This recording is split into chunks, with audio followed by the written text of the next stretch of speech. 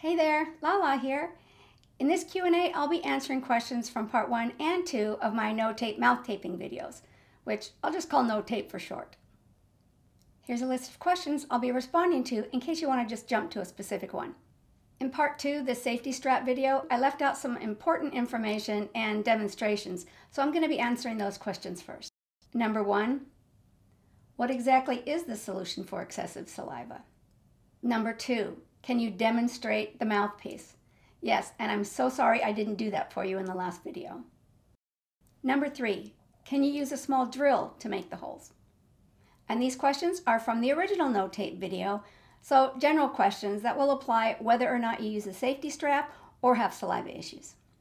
Number 1, can this still work if my jaw relaxes when I sleep and drops down? Number 2, can you explain more about the silicone bags? Number 3, oh my God, you could inhale this thing. More of a statement than a question, but I still wanted to address it. Okay, number 1, what exactly is the solution for excessive saliva? The solution is creating one or more holes to allow a little bit of air in. If you're adding a safety strap to your mouthpiece using the 1 mil hole punch method, those holes alone might be enough to solve your saliva problem.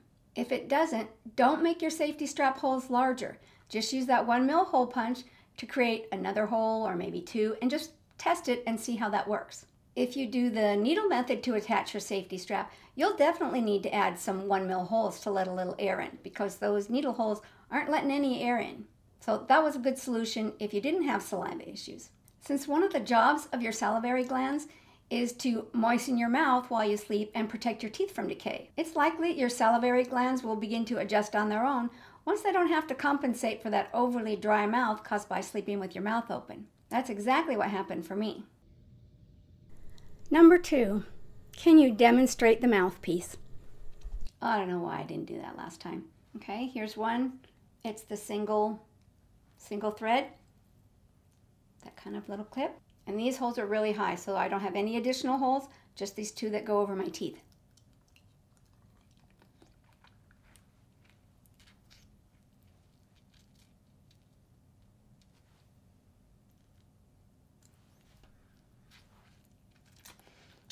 No air getting in there.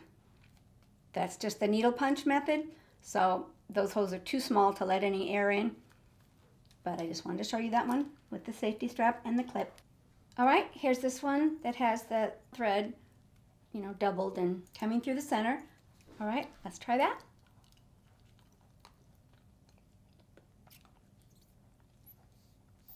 I'm leaning over to the mic so you can hear how much air is getting in.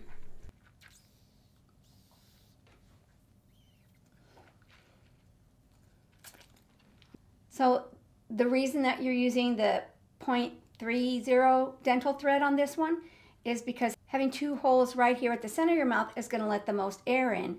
And if you use the thinner thread, then it'll let too much air in. So having the thread that's a little bit thicker fills those holes, and especially since you're going to have 2 this way, you want to be able to restrict that air. So I can get a little air doing it this way.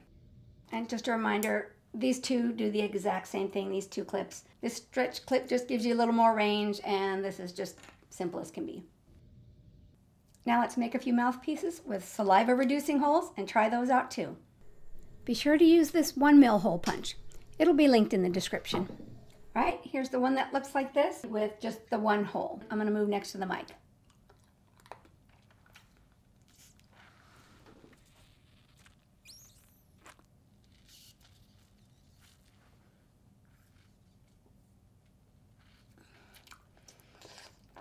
Yeah, once I hold my nose, it is so uncomfortable to try and breathe through that hole. I can get that teeny bit of air, but that's it. All right, so that's the one with 1 hole. Let's go to the next one. Here's one with 3 holes, 2 on the bottom, 1 in the center.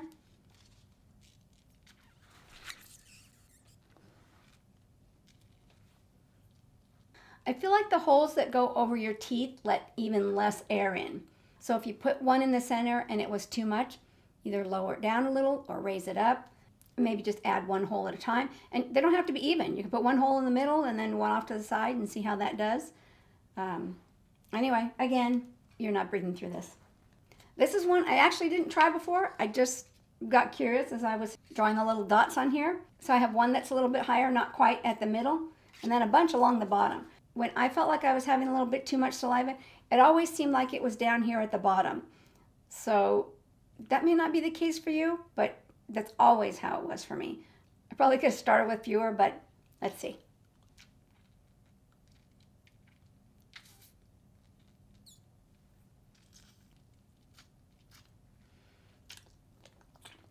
Okay, let me tell you what happens with that. When I was just sitting there not sucking really hard on it, I could tell a little bit of air was getting in. Really, with the holes that low, it's not much at all. But once I started to swallow and kind of suck in, it really sealed up against my gums there, so then it didn't let any air in. So I think you're just going to have to try these out for yourself and see how that works for you. I could probably wear this one because it's not letting very much air in and almost none if I swallow and suction this into place, which is how I like to wear my mouthpiece, because it brings my tongue into the right position and keeps my tongue at the roof of my mouth. So I'm pretty sure if I'm going to train my tongue to be in the correct position, which I feel like I'm doing that now, swallowing and getting it to suction in place is really what keeps my tongue right where it's supposed to be, which is my tongue at the roof of my mouth, and I actually have my tongue sticking out just a little bit between my teeth. Should I show you? Like this.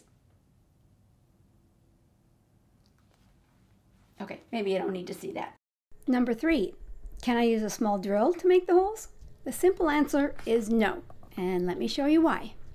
These 2 holes were made with a drill bit that fit exactly into a 1 mil hole punch. And fail. I'll show you a close-up of that in just a second. Since that 1 mil bit made more like a tiny tear than a hole, I did several tests before finding this one that made something closer to a 1 mil hole. But with every test, at least one of the holes had a tear, like you see here, which immediately tore more just putting the thread through. Then with a few not so hard tugs, failed. So this was a porter bag, and you see that nice clean hole punch there on the right?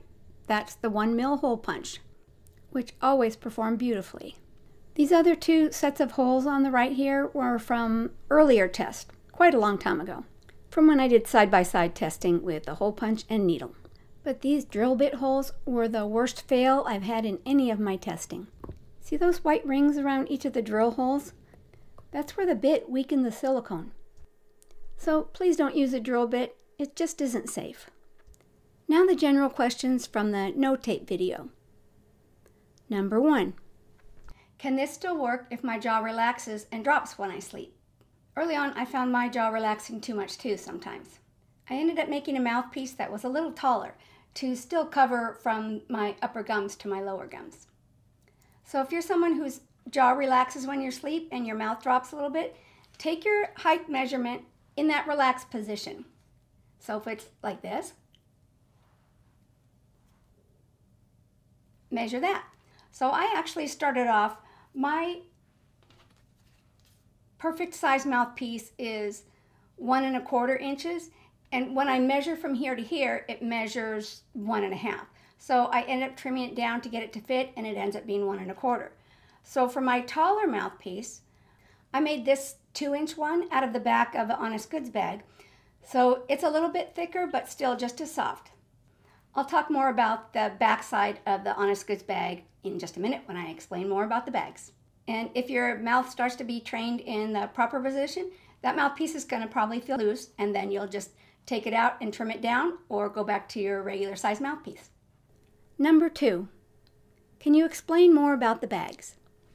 The bags you choose should meet or exceed FDA standards for food grade silicone. So 100% food grade silicone and PABA or plastic free. There should be no printed design or ink of any kind on the inside or the outside of your bag. Personally, I find the thinnest, softest bags to be the most comfortable, which is why my 2 favorites are Porter and Honest Goods. I include the Stasher's bag in my testing because I know some people prefer a stiffer mouthpiece. Maybe it makes them feel more comfortable if they can feel the mouthpiece there. But I have to admit, I've never actually slept with a mouthpiece made from the Stasher's brand. With them being so stiff, the edges just weren't comfortable for me. However, if a stiffer material is your preference, the back side of the Honest Goods bag might be a happy medium for you. Here's some footage of how the 3 bags did in my puncture testing. All of these will have the 1 mil hole punch on the left and the needle hole on the right. And the thread I'm using is the 0.25. This Stasher's bag didn't do too bad this time around. The needle side didn't do great, but the hole punch side did. This side was from a few months ago when I was doing very aggressive testing. And this is the Porter bag. It does really well. When I can tell it's not tearing, I start pulling harder and harder. After this round of testing, I almost want to say the Porter bags would be fine for both safety strap methods. Now, I'm pulling on it really hard here, and neither of the holes are tearing at all.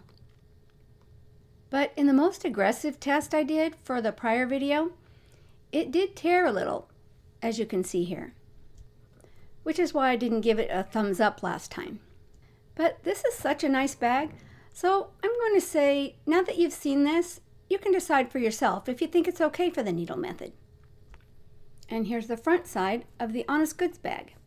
You can see from the pressure marks on my finger, I pretty quickly get more aggressive with this one, because I know it can handle it. And see, the holes still look exactly the same as when I punched them. You can barely see that needle hole, even when I pull really hard. And as usual, no tears at all. And here's the back side of the Honest Goods bag. Until a friend who likes a firmer mouthpiece asked about another option besides Stasher's, I hadn't really considered the back side of this bag.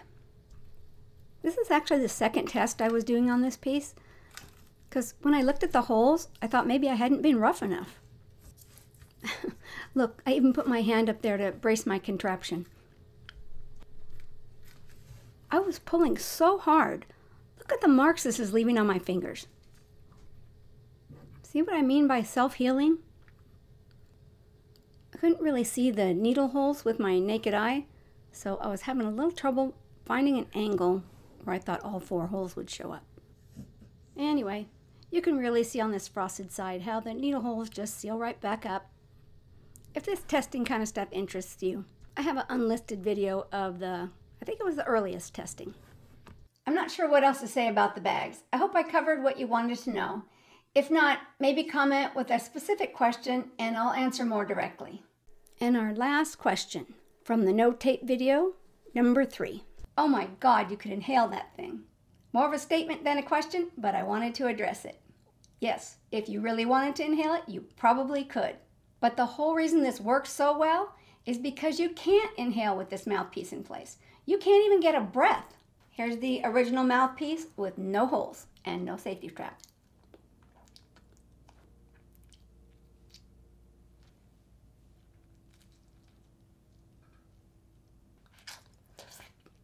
There's no getting a breath with that in. You'd probably have to fold it in half, put it behind your teeth, and then inhale deeply. Or possibly attempt to suck your thumb while you're wearing it. If you're inclined to do either of those things, don't use this mouthpiece. Don't even make one. However, if you just want an extra safety measure, add the safety strap. Or maybe you just want to stick with tape. Okay, that's it for now. Post any questions you have for the next Q&A video. And I hope you'll support my channel with a like and subscribe. Bye now, and sleep well.